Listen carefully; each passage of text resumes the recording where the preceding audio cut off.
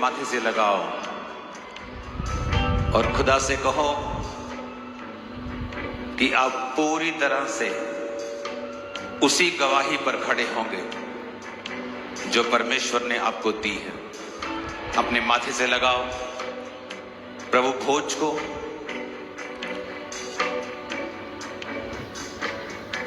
अपने माथे से लगाओ प्रभु भोज को और खुदा से कहो कि आप उस गवाही को संभाले रखेंगे जो खुदा ने आपको दी है। लगाओ अपने माथे से।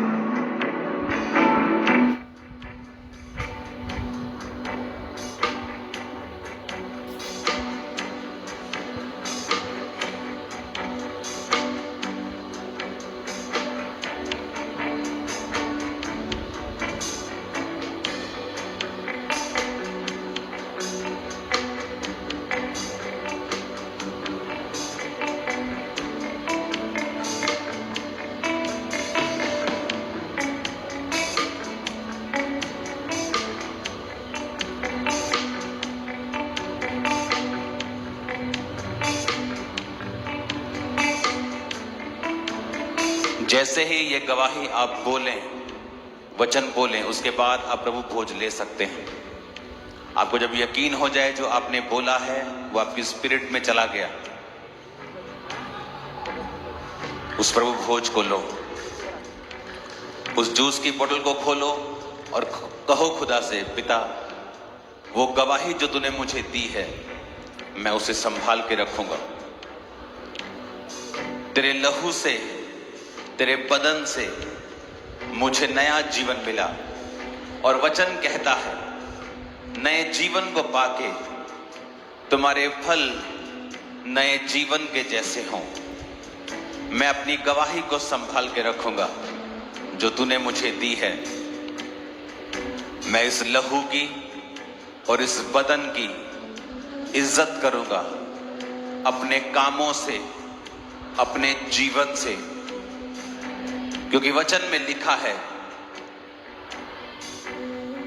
कि कुछ लोग होठों से तो मेरा आदर करते हैं लेकिन उनके मन मुझसे दूर हैं। उन्होंने पेट को अपना परमेश्वर बना लिया है।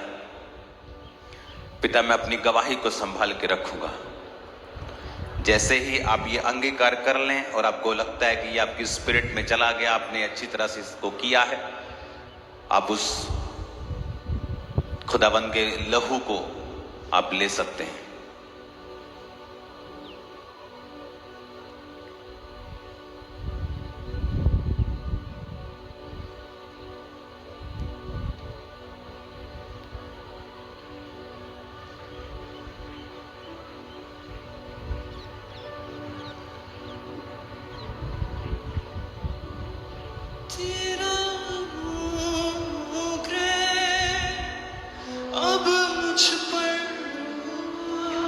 पूरी चर्च एक ही प्रार्थना करेंगे आप आज कि खुदा मेरी गवाही को जो तूने मुझे दी है मैं संभाल के रखूंगा।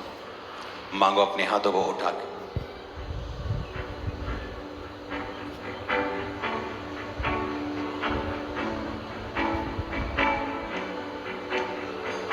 तेरा अनुग्रह अब मुझ पर हुआ है,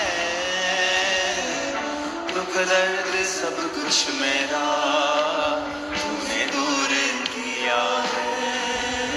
ओ तेरा अनुग्रह अब मुझ पर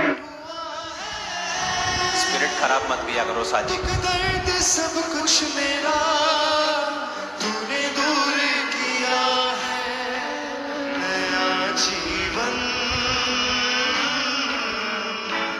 तूने दिया है, नया जीवन तूने ही दिया है। तू चंगा कर या ना कर, तू चंगा कर या ना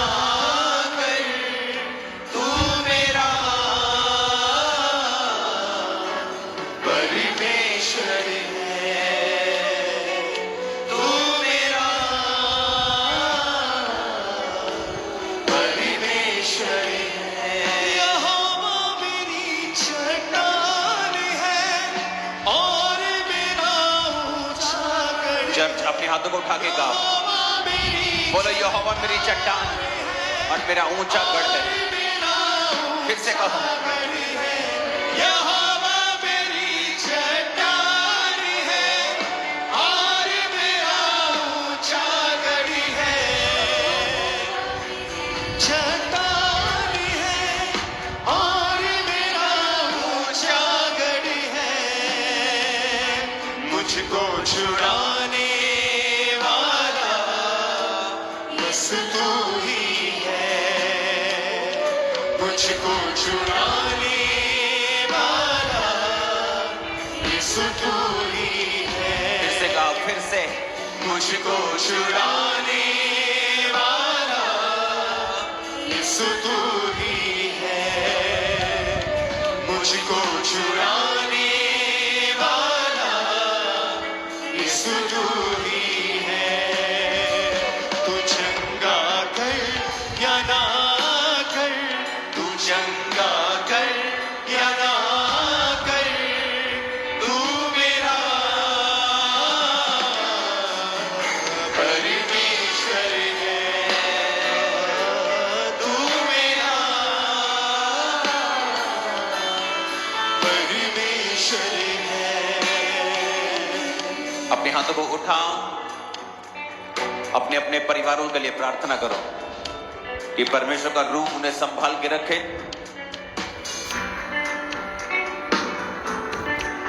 उनकी साल्वेशन हो।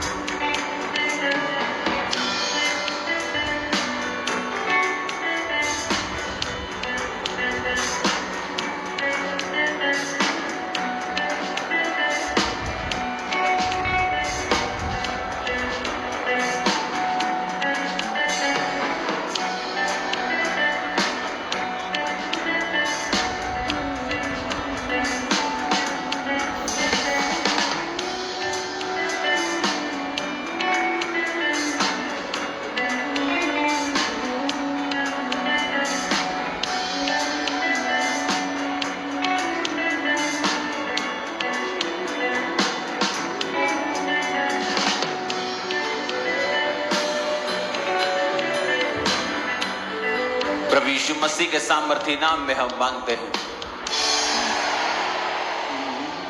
तू चंगा कर या ना कर। अपने घुटनों के बाहर आकर अपनी बाइबल को उठाओ और कहो, जो कुछ आज मैं सुनूंगा मैं फलों को लेके आऊंगा। अपने घुटनों के बाहर आके जो कुछ आज मैं सुनूंगा मैं उन फलों को लेके आऊंगा जो परमेश्वर चाहता है। अपनी बाइबल को उठाओ। बिना बाइबल के परमेश्वर के घर में नहीं आना चाहिए।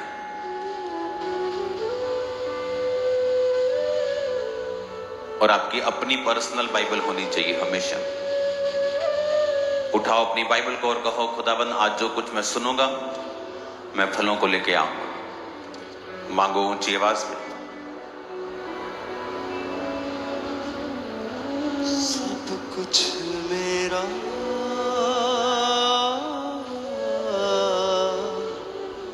यीशु तू ही मुझको छुड़ाने वाला यीशु तू ही। आज जो कुछ मैं सुनूंगा मैं फलों को लेके आऊंगा। ऊंची आवाज में बात करो।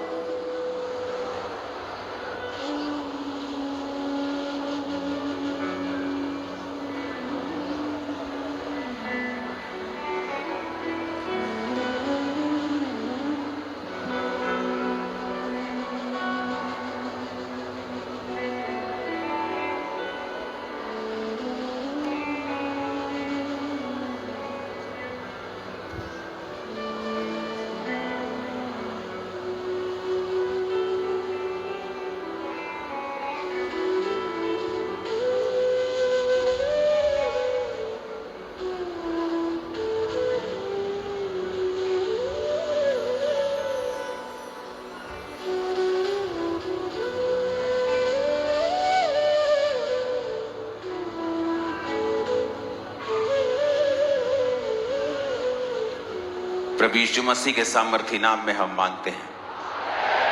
जितनी ताकत है हाथों में, जितनी भी तारीफ कर दो खुदा की। जोर से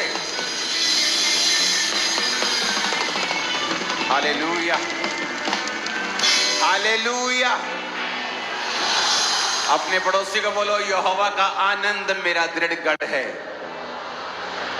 जोर से कहो, और यहोवा का आनंद तेरा भी दृढ़ गढ़ है।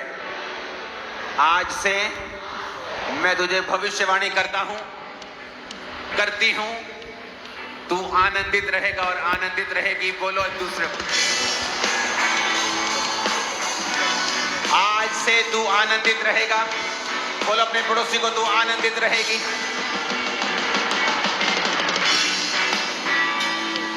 Hallelujah, hallelujah.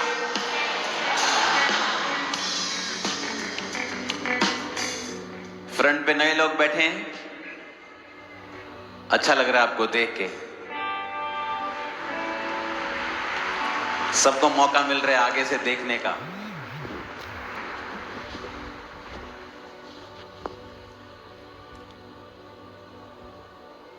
इस चर्च के लिए कुछ भी सरप्राइज नहीं है।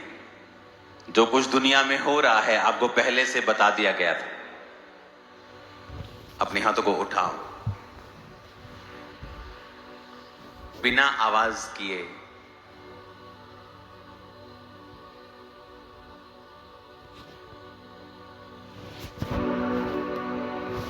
हम प्रार्थना करेंगे बिना आवाज की कि परमेश्वर, मैं अपने दिल, दिमाग, अपने रूह, जिस्म, जान को तेरे हाथों में सौंपता हूं।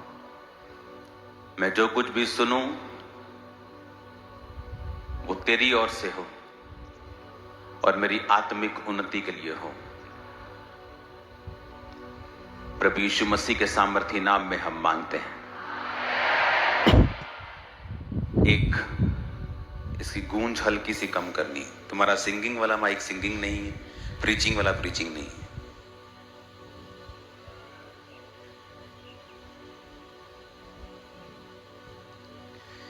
एक वीडियो को मैं चाहता हूं हम अपनी स्क्रीन के ऊपर देखें।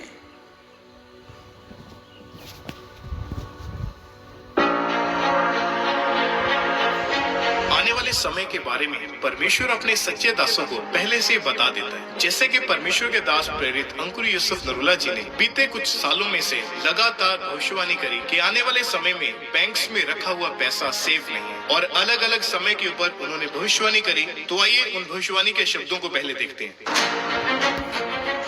बैंकों ਦੇ ਵਿੱਚ ਆਉਣ ਵਾਲੇ ਟਾਈਮ 'ਚ ਪੈਸਾ ਰੱਖਣਾ ਸੇਫ ਨਹੀਂ ਹੋਏਗਾ। ਕਿਸੇ ਨੇ ਸੋਚਿਆ ਨਹੀਂ ਹੋਗਾ ਕਿ ਐਦਾਂ ਦਾ ਮੈਸੇਜ ਵੀ ਚਰਚ ਦੇ ਸਕਦੀ ਹੈ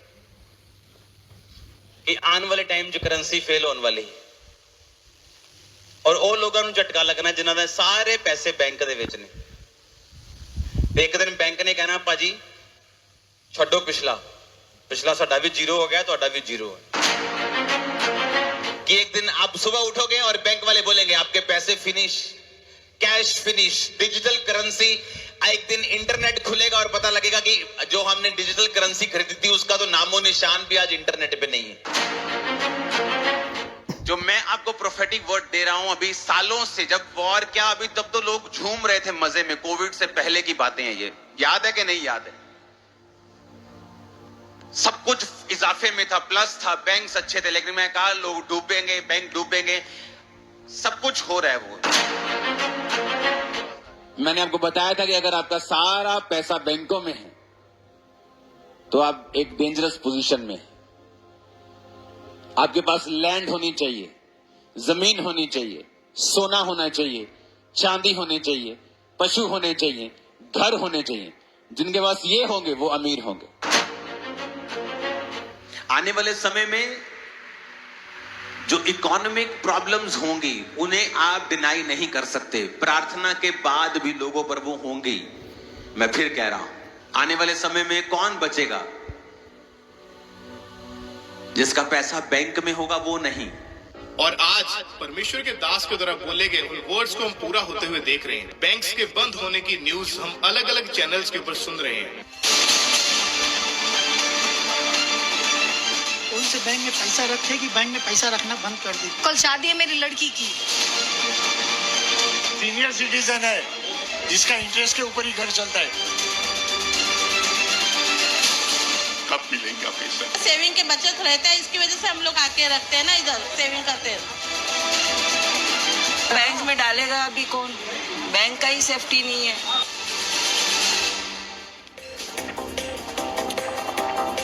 जब ये शब्द बैंक आप सुनते हैं तो पहला ख्याल क्या आता है?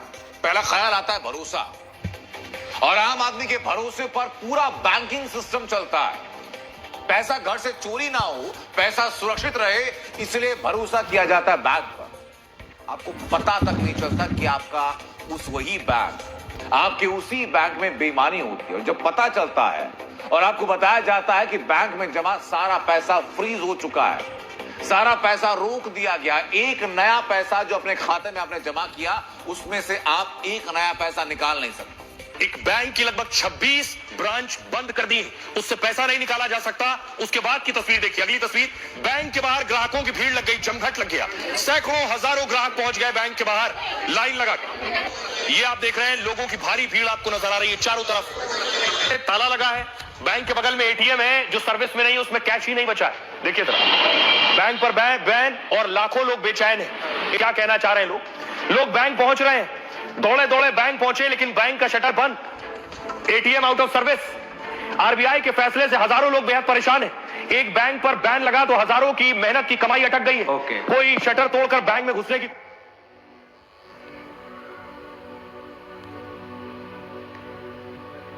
आई थिंक ये कल परसों की न्यूज है, आई थिंक 2-3 दिन 4 दिन पहले की।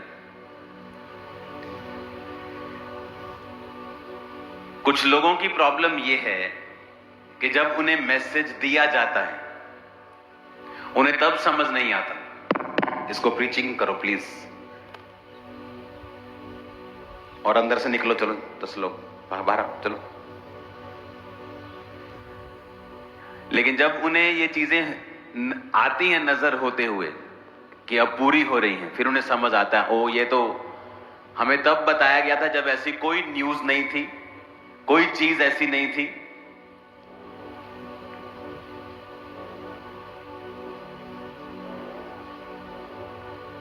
ये किस चीज की आवाज है?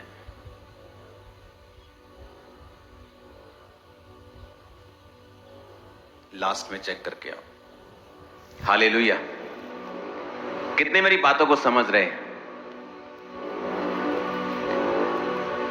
अपने पड़ोसी को बोलो बड़े ध्यान से सुनना। फिर से बोलो अपने पड़ोसी को, जो तुझे बताया जा रहा है बड़े ध्यान से सुनना। आमीन।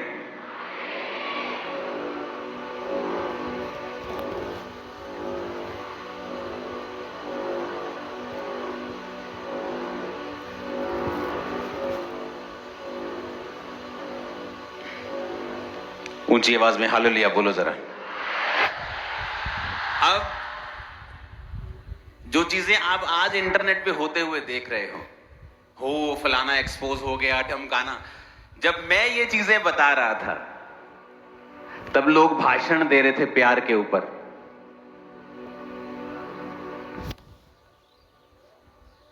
चल रहे थे ना भाषण लोगों के।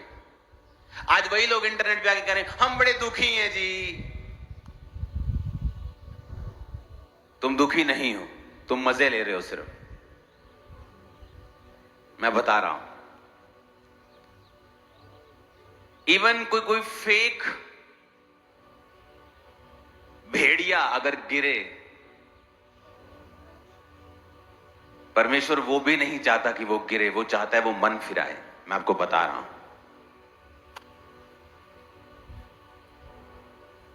कोई पाप में जाकर गिर जाए और उसको सजा मिले तो परमेश्वर खुश नहीं है उसे सजा देके। मैं आपको यह भी बता रहा हूं, क्योंकि परमेश्वर यह चाहता है कि हम सब बचें। अगर कोई पाप में भी है, चाहे वो सेवक भी क्यों ना हो, वो भी बचे। इसलिए जो वर्तमान में हो रहा है मैं उस पर कभी भी रिएक्ट नहीं करता हूं, क्योंकि मुझे वही बोलना है जो पवित्र आत्मा ने मुझे बोला। और जब मैंने बोलना है, मुझे किसी की परवाह नहीं है कि कोई क्या भाषण दे रहा है प्यार के ऊपर। अब तुम्हारा प्यार कहां है? अब तुम भी वही चीज बोल रहे हो जो मैं 2 साल पहले बोल रहा था। कितने मेरी बात को समझ रहे हैं?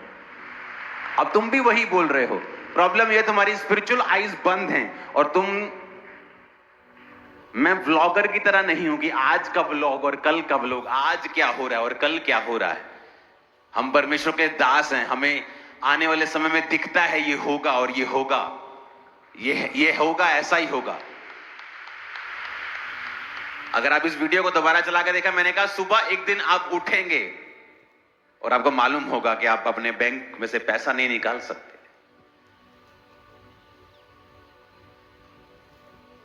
तब लोग सोचते हैं ऐसा कैसे हो सकता है, ये तो ऐसे होता है, इनकी इतनी गारंटीज होती हैं, ये तो ऐसे हो ही नहीं सकता है।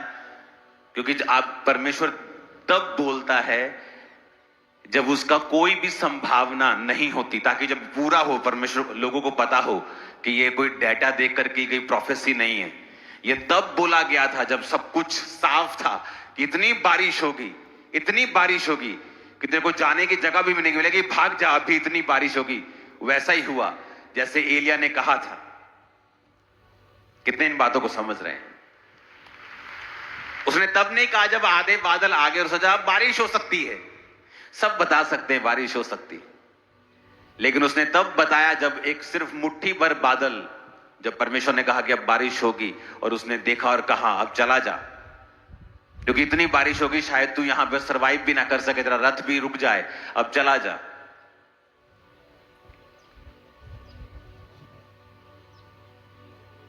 कुछ लोग गिरने पर किसी के आनंद मनाते हैं। क्या यह भी शैतानी नहीं है?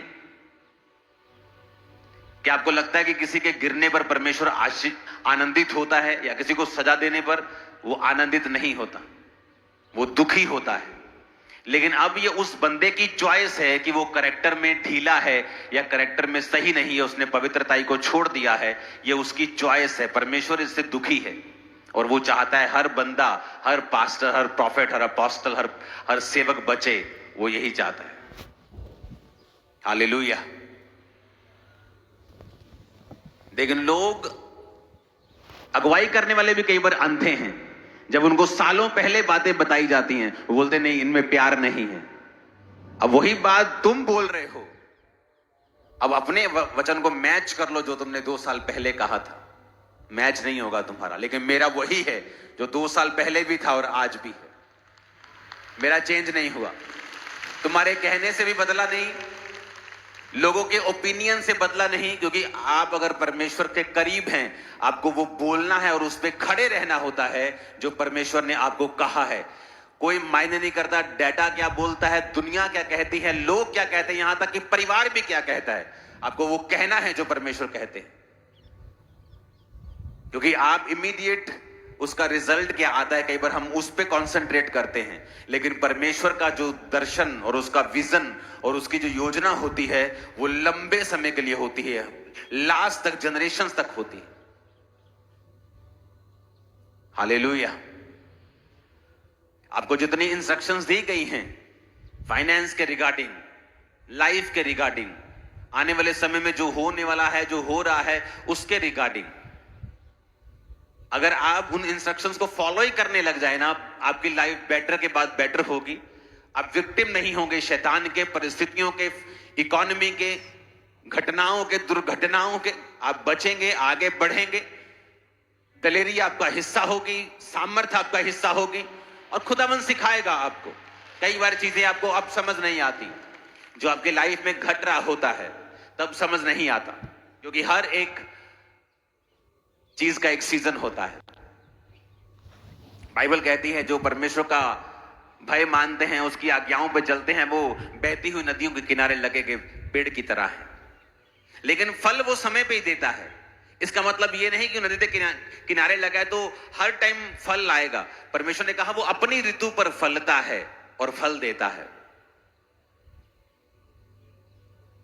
और परीक्षा भी ऐसे ही होती है। अगर आप मसीह में हैं तो ऐसा, इसका मतलब ये नहीं कि हर टाइम आप परीक्षा में रहेंगे, लेकिन एक समय होगा जब आप आनंद मनाते हुए, इंजॉय करते हुए आगे बढ़ते हैं। एक समय होता है जब परीक्षाएं आती हैं।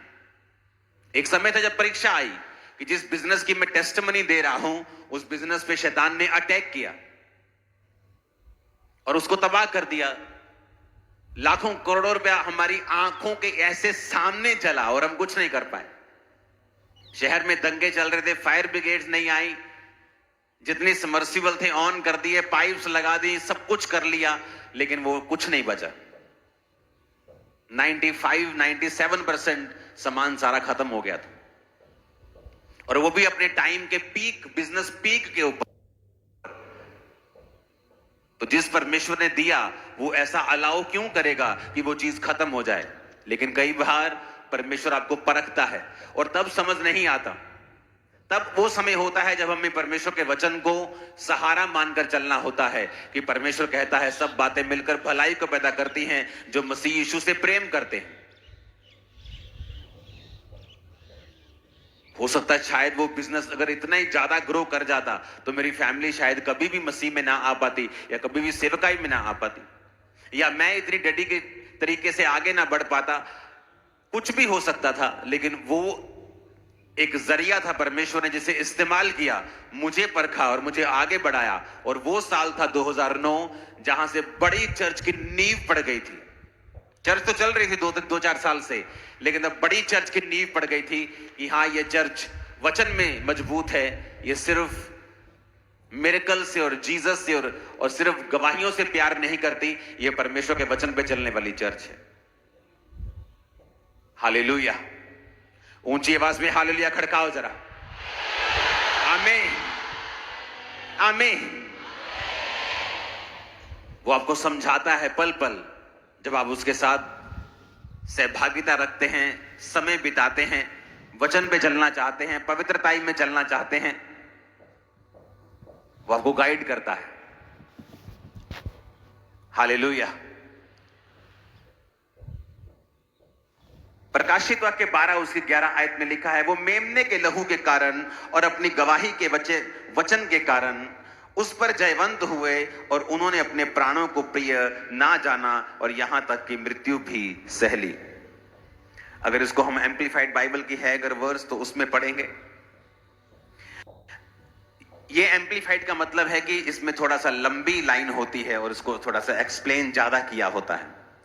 And they have overcome, conquered him by means of the blood of the lamb and the utterance of their testimony, for they did not love adding to life even when they faced with death, holding their lives cheap till they had to die for their witnessing. कहता holding their lives cheap, अपनी जिंदगी को सस्ता समझने वाले लोग और परमेश्वर के वचन को ऊपर रखने वाले लोग, कहता वो ही शैतान के ऊपर फतह पाएंगे। जो अपने जीवन को क्या समझेंगे? सस्ता।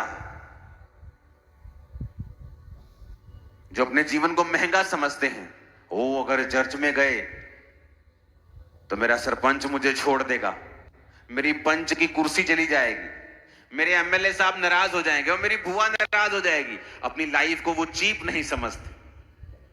परमेश्वर कहता जो अपनी लाइफ को होल्डिंग देयर लाइव्स चीप, सस्ता समझते हैं, जो अपनी जिंदगियों को, परमेश्वर ने कहा यीशु के लहू के कारण, गवाही के वचन के कारण, क्योंकि वो अपनी जिंदगियों को सस्ता समझते हैं, और जब परमेश्वर के वचन पे चलने की बारी आती है वो इसको दांव पर भी लगा देते हैं।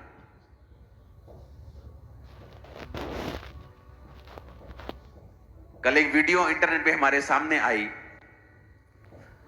और हम बड़े हैरान थे कि सीरिया, जहां पर क्रिश्चियंस लोगों के सिर काट दिए जाते हैं, ऐसे सिर, आपको पता है ना, पिछले बहुत साल पहले वीडियो वायरल हुई थी जहां सिर काट काट कर टेररिस्ट लोग ऐसे क्रिश्चियंस के ऑरेंज कपड़े डाल के दिखाते थे। वो जब पौलुस जा रहा था दमिश्क के नजदीक तो कलीसिया को सताने के लिए, तो यीशु मसीह वहां प्रकट हुए थे, और जब वो अंधा हो गया था और परमेश्वर ने कहा था अब जा, दमिश्क में वो चला गया और वहां पर एक गली जो सीधी कहलाती है, उस गली का नाम है स्ट्रेट स्ट्रीट, सीधी गली, और वहां पे परमेश्वर ने अपने दास अनन्यास को कहा था कि पौलुस के ऊपर हाथ रख। तो उसने कहा था प्रभु वो तो तेरा विरोधी है। परमेश्वर का नहीं, वो मेरा चुना हुआ पात्र है, उस पे हाथ रख, वो देखने लगेगा। आज भी वो जगह वहीं मौजूद है, सीरिया में सीधी गली आज भी वहां मौजूद है। अनन्यास का घर, वहां चर्चिस हैं। एक गांव वहां पे है जहां 90% लोग क्रिश्चियन हैं और जीसस क्राइस्ट की भाषा जो यीशु मसीह बोलते थे वहां बोली जाती है सारे विलेजर्स के द्वारा आज भी। और हमने जब वो वीडियो वैसे ही मेरे सामने आ गई, मैंने अपनी वाइफ को दिखाया, मैंने कहा ये देखो कितनी शानदार चीज है। हमने अपने बच्चों को बुला लिया, हमने कहा आओ मैं तुम्हें चीज दिखाऊं एक। वो देखो वही गली जो सीधी कहलाती है, जहां पर पौलुस जब अंधा हो गया था और वहां पर अनन्यास ने उस पे हाथ रखे थे, ये देखो वो गली आज भी वहां मौजूद है। और कोई सोच नहीं सकता कि इतना कट्टर वो मुस्लिम देश है, लेकिन वहां पर 10% क्रिश्चियन लोग हैं और उस गांव में 90% लोग क्रिश्चियन हैं और यीशु मसीह की भाषा बोलते, जो जीसस क्राइस्ट बचपन से बोलते थे। आज भी उसी भाषा में वहां प्रार्थना होती है। एक घर एक चर्च, एक घर एक चर्च, एक घर एक चर्च, इतनी चर्चेस हैं पूरे गांव।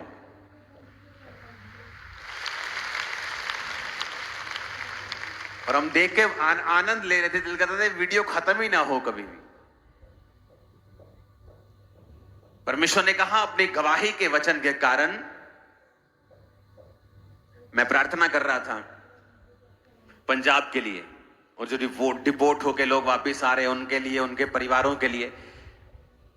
आप जानते परमेश्वर ने मुझे, मैं प्रभु से कह रहा प्रभु मुझे क्या सोल्यूशन देते हो आप, हम पंजाबियों को क्या करना चाहिए। अगर आप देखो परमेश्वर ने क्या कहा, अगर आप पंजाबी लोगों को देखेंगे, हर बंदे की एक अलग गिफ्ट और कॉलिंग है। अगर आप पंजाबियों को देखेंगे, पंजाबियों में हरियाणवी भी आ जाते हैं, है ना, हिमाचल रीजन के भी लोग, सभी ये पंजाब का हिस्सा थे। तो पंजाबी मतलब सिर्फ पंजाब के लोग नहीं, मतलब हम नॉर्थ इंडियंस में बहुत सारा हिस्सा। अगर आप इनकी बिल्ड को देखेंगे, अगर आप इनके शरीर को देखेंगे, तो ये स्ट्रॉन्ग शरीर के मालिक होते हैं। जीन्स ही ऐसे हैं इनके। अगर आप नोटिस करेंगे इन लोगों को, बॉलीवुड में कौन है सबसे ज्यादा? पंजाबीज। धर्मेंद्र जी, जितेंद्र जी, कौन है? सब लोग पंजाबी लोग हैं। बिजनेसमैन में कौन आगे हैं? बहुत लोग पंजाबी हैं। वर्ल्ड बैंक का सीईओ अपना सिख बंदा है, पंजाबी है। पंजाबी क्यों बाहर जाते हैं आपको मालूम? पंजाबी और गुजराती सबसे ज्यादा बाहर जाते हैं। क्यों?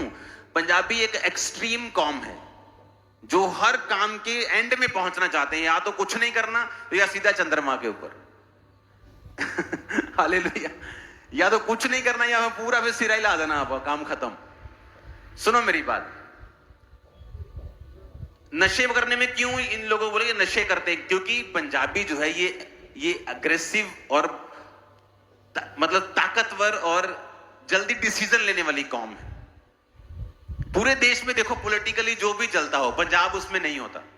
ये अलग ही चलता है, इसका अलग ही चल रहा है सिस्टम। कितने मेरी बात को समझ रहे हैं? अगर आप पंजाबियों को देखो, इनकी जो बिल्टअप है वो स्ट्रांग है। मैं आपको ये बात कह रहा हूं, अगर सरकारें पंजाबियों को, ये रीजन के लोग, हरियाणवी, पंजाबी, हमारे लोग जो हिमाचली, इस रीजन के लोगों को अगर स्पोर्ट्स में लगा दे, मैं आपको कह रहा हूं ये रीजन पूरी दुनिया का नंबर 1 होगा स्पोर्ट्स में। मैं आपको बता रहा हूं फ्यूचर में। प्रॉब्लम कहां है? गवाही की प्रॉब्लम है। प्रॉब्लम कहां है?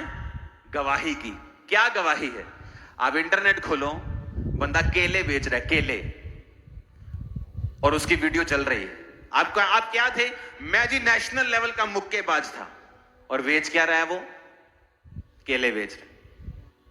मतलब मेरे जैसा अगर यूथ, मेरा तो बड़ा हो गया, आप चलो कोई यूथ देख रहा है जिसने अब जाना है कि मैं 12th के बाद क्या, कौन से स्पोर्ट्स में जाऊं, मैं बीए में कौन सी स्पोर्ट्स चूज करूं, वो देखता है यार ये आदमी नेशनल लेवल का मुक्केबाज होकर अगर केले बेच रहा है, तो मैं भी कह केले बेचने, मैं भी कुछ और करता, मैं फॉरेन जाना है, मैं बिजनेस करता है, मैं कुछ और करता। कितने मेरी बात समझ रहे हैं? टेस्टमनी खराब हो गई कि अगर एक बंदा उठे और कहे मैं नीरज चोपड़ा गोल्ड लेके आया, मालूम है कि नहीं? आप उसकी गवाही सुनो। वो कोई शुरू से जेवलिन थ्रो थोड़ी करने वाला था, वो कहता था कि मैं गया, मैं स्पोर्ट्स में मैंने ये भी ट्राई किया, मैंने ये किया, मैंने सोचा ये ठीक है, ये कर लेता हूं। अब आदमी जितने भी हमारे रीजन के वो स्ट्रांग है, अगर एक चीज में घुसेंगे तो उसका रिजल्ट आएगा ही आएगा। अगर पंजाबियों को घुसाना है स्पोर्ट्स में, मैं आपको बता रहा हूं, ये चाइना को, यूएसए को, ये कनाडा को, ऑस्ट्रेलिया को, सबको पीछे कर देंगे, नंबर 1 में हो जाएंगे, मैं आपको बता रहा हूं। लेकिन सरकार को काम करना पड़ेगा और हजारों करोड़ इन्वेस्ट करना पड़ेगा, अभी से शुरू करना पड़ेगा। बातों से कुछ नहीं होगा, आपको इनको टेस्टिमनीज पैदा करनी पड़ेंगी कि एक आदमी उठा, एक बच्चा उठा, स्पोर्ट्स में अच्छा हुआ, वो आगे बढ़ा, उसको अच्छी पोस्ट, अच्छी जॉब, अच्छी मनी, उसको स्पॉन्सर किया जाए ताकि उसको देखकर 10 बदलें, 10 को देखकर 100 बदले, 100 को देखकर 1000 बदले। मैं आपको बता रहा हूं बदल जाएगा। ये 20, 30, 40 सालों में पूरा एरिया सिर्फ फिटनेस के लिए और स्पोर्ट्स के लिए जाना जाएगा अगर सरकार काम करे तो, मैं आपको बता रहा हूं। और इतना जबरदस्त रिजल्ट आएगा, कोई इमेजिन नहीं कर पाएगा। लेकिन टेस्टिमनीज खराब हैं। बहुत से अच्छे अच्छे स्पोर्ट्स प्लेयर, उनको नौकरी नहीं मिली, उनके पास इतना फाइनेंस नहीं है बिजनेस कर सके, फॉरेन जा सके। कोई लेबर कर रहा है, कोई केले बेच रहा है, कोई सेब बेच रहा है, कोई फास्ट फूड कर रहा है, अब उसने कुछ तो करना ही है। फिर टेस्टिमनी जब खराब होगी तो जब यूथ देखता है इन गवाहियों को इंटरनेट के ऊपर, वो इनडायरेक्टली वो डिस्करेज होता है कि मुझे स्पोर्ट्स में नहीं जाना। नहीं तो जिस दिन पंजाब में रिवाइवल आ गया स्पोर्ट्स का, ये दुनिया की नंबर 1 कॉम होगी स्पोर्ट्स में, कोई बीट नहीं कर पाएगा हमें। लेकिन जब आप प्रार्थना करते हैं, प्रभु आपसे बात करता है कि किस तरह से आप अपने प्रदेश को आगे लेके जा सकते हैं। अब सरकारों के ऊपर है कि वो किस तरह से बात सुनती हैं, किस तरह से इसकी योजनाएं बनाती हैं। आज आप प्लान करोगे, कोई प्रॉब्लम 1, 2, 4 साल में कोई सरकार हल नहीं कर सकती, कोई आदमी हल नहीं कर सकता। आप आज से प्लान करना स्टार्ट करोगे, शुरू करोगे, स्ट्रक्चर बनाओगे, इंफ्रास्ट्रक्चर बनाओगे, सिस्टम बनाओगे, इनकरेज करोगे लोगों को, नशे से भी आजाद होंगे ये लोग। जब एक आदमी स्पोर्ट्स में जाता है वो ऑटोमेटिकली नशों से मुंह मोड़ लेता है। उसे मालूम है मैं या नशा करूंगा या तो बॉडी बनाऊंगा, नशा करूंगा, डोप टेस्ट में कुछ आ गया तो मेरा सारा कैरियर खराब हो जाएगा। तो आप उनको सिर्फ मुंह से नहीं, आप उनको काम ऐसा दो कि ये लोग निकल जाएं। अगर आपको अपनी जिंदगी में पेशेंस देखना हो ना, पेशेंस, मैं तो ये कहता हूं कि हर बंदे को, एक आदमी, औरत को औरत, आदमी को आदमी, एक दोस्त जरूर बनाना चाहिए यूपी, बिहार और वेस्ट बंगाल साइड का। पता है क्यों? उनमें पेशेंस, अगर आप चेक करेंगे, पेशेंस, इन लोगों में पेशेंस, इतना पेशेंस है इन लोगों में। हर एक स्टेट की, हर एक लोगों की जो काबिलियत है वो अलग है। आप देखो ज्यादातर IAS officers, SSP, SP, DC कहां के मिलते हैं आपको? ये बिहार साइड के मिलते हैं, यूपी साइड। पेशेंस बहुत है, 8 साल पढ़ना पड़े, एक जगह पे बैठ के एक ही बल्ब के नीचे पढ़ लेंगे। उनमें वो वाला पेशेंस है जो इधर के लोगों में नहीं है। अगर आप इनको स्पोर्ट्स में भेजेंगे ये नंबर 1 है, अगर आप पढ़ाई में उनको भेजेंगे वो नंबर 1 है। मैं ऐसे लोगों को मिलता हूं तो पेशेंस बड़ा, मेरे को शांति फील होती जब मैं इस साइड के लोगों से मिलता हूं। पेशेंस है उनके अंदर, शांति है उनके अंदर, थोड़े में भी वो सेटिस्फाइड है। यहां तो ऐसे लोग भी हैं जो मुझे मिलने के लिए आते हैं। एक औरत आई मुझे मिलने के लिए और अंदर आकर, पापा जी मैं बहुत दुखी। मैं कहा पता नहीं किन्नी को दुखी होनी बेचारी। मैं की गल, फिर मैं दसन लगी मेरी एक कुड़ी बाहर है, मेरी दूजी कुड़ी वो वाली कंट्री, तीजी कुड़ी। मैं कहा तेरे तीनों बच्चे बाहर? कहती हाँ जी। मैं कहा फिर रोंदी मेरा घर है नहीं का। मुझे अंदर से गुस्सा भी आ रहा है कि यार इन्नी आशीषां परमेश्वर दे कोल लैके ये हल्ले भी रोई जाते लोग कि किसी ने कुछ कह दिया वो रो रही, घर नहीं। मैंने कहा ये तो बहुत छोटी चीजें, लोगों के पास खाने के लिए नहीं है, बीमारियों में बेचारे पड़े हैं। कई बार आप थैंक्स गिविंग कम करते हैं, कंप्लेंट ज्यादा है, तब भी परमेश्वर का हाथ आप पे नहीं रहता। अरे थैंक्स करना स्टार्ट करो परमेश्वर को जो है उसके लिए। हालेलुया।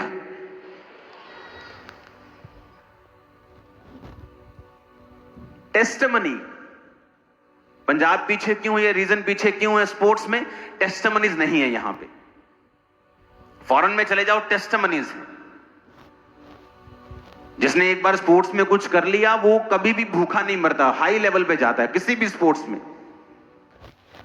ऐसी एक भी गवाही फॉरेन में आपको नहीं मिलेगी कि स्पोर्ट्स में बेस्ट था, अब इसके पास कोई कुछ नहीं है, अब ये सिंपल जॉब कर रहा है। आपको बहुत कम मिलेगी, नेग्लिजिबल, बहुत थोड़ी। वैसे क्रिश्चियनिटी है। आप जब अपनी टेस्टिमनी को स्ट्रांग रखते हैं आपके परिवार में, आपको पता है आपने नशा छोड़ा है, आपने व्यभिचार छोड़ा है, आप अपने परिवार में हैं, कैसे आप अपनी गवाही को खराब कर सकते हो? आप कैसे दोबारा नशे कर सकते हो? कैसे झूठ बोल सकते हो? आपके परिवार को पता है कि आप झूठ बोलते हैं, भाई साहब आपकी गवाही खराब हो चुकी है। और शैतान का यह टारगेट होता है आपकी टेस्टिमनी को खराब करना। जब आपकी गवाही खराब हो गई आप फतेह नहीं पा सकते। आप चल सकते हो, आप सिंपली चल सकते हो। एक मां जो जिसका बच्चा कोई काम धंधा नहीं करता, मंद बुद्धि है, या उसको कोई फिजिकल प्रॉब्लम है या मेंटल प्रॉब्लम है, वो उसको खाना पीना देना बंद थोड़ी करती है। उसी तरह से आप जिंदगी में जीतते नहीं हो, खाना पीना परमेश्वर देता रहता है आपको, लेकिन आपको मालूम होता है कि आपकी गवाही अगर खराब है आप जयवंत जीवन कभी भी नहीं जी सकते। आपको कभी महसूस नहीं होगा कि हेवन आपके लिए ओपन हुआ है, परमेश्वर ने कोई बड़ा काम आपको कभी महसूस नहीं होगा, और ना ही ऐसा होगा। क्यों? गवाही को खराब करने के कारण। परमेश्वर ने भी यही कहा कि परमेश्वर का राज्य एक बीज के समान है, जिसे पृथ्वी में बोया गया और होते होते होते वो इतना बड़ा पेड़ बन गया कि आकाश के पक्षी उस पर बसेरा करने लगे। तो प्रभु ने क्यों कहा कि परमेश्वर का राज्य बीज के समान है? क्योंकि परमेश्वर जब आपको अपने में लेके आता है आपको छोटी सी गवाही देता है। मेरी गवाही क्या थी जब मैं परमेश्वर में आया कि एक प्रार्थना के बाद मुझे रिलैक्स फील हुआ। मुझे मालूम था कि मेरा पागलपन पे कुछ अटैक हुआ है, कुछ खत्म हुआ है, कुछ तो हुआ है, और मैं परमेश्वर में चलने लगा। थोड़ा ठीक हो गया और उस थोड़े की मैं गवाही देने लगा। शैतान क्या करता है? आपकी गवाही के ऊपर अटैक करता है। बहुत बार आप हीलिंग की टेस्टिमनी देंगे और शैतान उस हीलिंग पे फिर अटैक करता है। और अगर आपको मालूम नहीं होगा कि इस टेस्टिमनी को देने से मैं शैतान पर फतेह प्राप्त कर सकता हूं, इसीलिए वो उस पे अटैक कर रहा है। और जब वो अटैक करता है आपको लगता है नहीं मैं तो हील हुआ ही नहीं था, मैंने तो गलत टेस्टिमनी दे दी। तो मुझे ये वचन मालूम था, और जब शैतान ने दोबारा मुझ पे अटैक किया, मैंने कहा जिस शैतान ने मुझ पे अटैक किया मैं उसको शर्मिंदा करूंगा। और मैंने फिर गवाही देनी स्टार्ट की कि परमेश्वर ने मुझे हील किया। मैं पूरी तरह से हील था उस टेस्टिमनी को देने के बाद। वो मुझ पे अटैक करने की कोशिश कर रहा था कि देख मैं तुझ पे फिर अटैक कर रहा हूं, तो ठीक नहीं, लेकिन मैं जानता था परमेश्वर ने मुझे हील कर दिया। उसके कोड़े खाने से मैं चंगा हो चुका। क्यों शैतान गवाही के ऊपर अटैक करता है? उसे गवाही देना क्यों पसंद नहीं? आप देखेंगे जिन चर्चेस में गवाहियां होती हैं लोग उनका बड़ा विरोध करते हैं, आपको मिलेंगे क्रिश्चियन लोग भी। क्यों? क्योंकि दुष्ट आत्मा उनके अंदर से विरोध करता है। क्यों? क्योंकि शैतान को गवाही बिल्कुल भी पसंद नहीं है, वो टेस्टिमनी को पसंद नहीं करता, क्योंकि वो जानता है कि मेमने के लहू के कारण और गवाही के वचन के कारण वो शैतान के ऊपर जयवंत होंगे। आपकी टेस्टिमनी है, आप चर्च में आ रहे हैं, इसे व्यभिचार से खराब मत करें, इसे पाप से खराब मत करें, इसे किसी चीज से खराब मत करें। एक बार जब टेस्टिमनी खराब हो गई, शैतान के ऊपर आपका अधिकार खत्म हो जाता है। फिर वो आपकी लाइफ में जो चाहता है, सेवकाई में जो चाहता है, परिवार में जो चाहता है, फिर वो वही करता है। आप उसके सामने फिर कुछ नहीं कर सकते। प्रार्थना काम नहीं आती जिस दिन आपकी गवाही आप खराब कर लेते हैं। अपने पड़ोसी को बोलो अपनी गवाही को खराब मत करना। ऊंची आवाज में अपने पड़ोसी से बात करो, अपनी गवाही को खराब मत होने देना। आमीन। बहुत से लोग हैं जिनको मालूम होता है कि ये आदमी व्यभिचार में जा रहा है, ये सिस्टर गलत जा रही है, लेकिन वो कभी रिपोर्ट नहीं करेंगे। उसके माता पिता को, उसके पास्टर को कभी नहीं करेंगे। और वो भी हिस्सेदार हैं उस गवाही को खराब करने में, वो भी हिस्सेदार हैं। परमेश्वर उनको भी हिस्सेदार समझता है, क्योंकि अगर उनकी गवाही खराब हो गई, शैतान के ऊपर कभी वो फतह नहीं प्राप्त कर सकते, कभी डिलीवरेंस नहीं पा सकते, छुटकारा नहीं पा सकते। जिस तरह से एक मंदबुद्धि बच्चे को मां खिलाती पिलाती और उसका ध्यान रखती है, फिर वो उस स्टेट में चले जाते हैं, खाते पीते हैं, और उसकी जिंदगी में फिर कोई छुटकारा या वो आशीषें नहीं होती जिसके लिए प्रभु ने उन्हें पैदा किया। हालेलुया। अपने पड़ोसी को बोलो अपनी गवाही को संभाल के रख। आमीन। और अपनी जिंदगी को सस्ता समझ।